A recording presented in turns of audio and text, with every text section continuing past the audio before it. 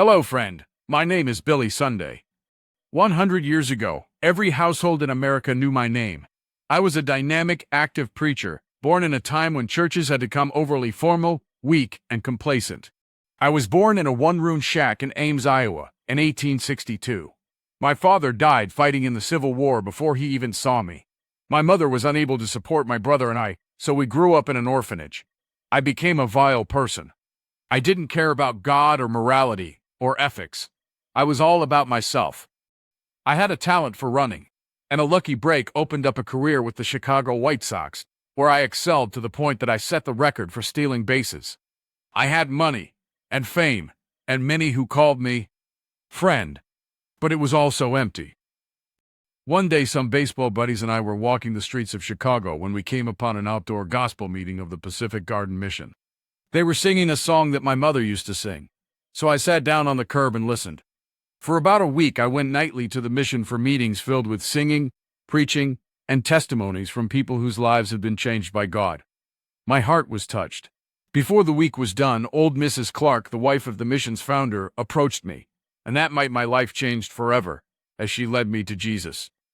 Everything was different after that. I walked away from a $3,500 offer from a baseball team and began working with the YMCA for less than $83 per month. My life was no longer about money, but about God. Soon I started working with a tent evangelist named Wilbur Chapman. I gained much experience in evangelism and very quickly discovered that God had given me a special talent and heart for that work. This led me to begin holding tent meetings on my own, the first being in Garner, Iowa in 1896.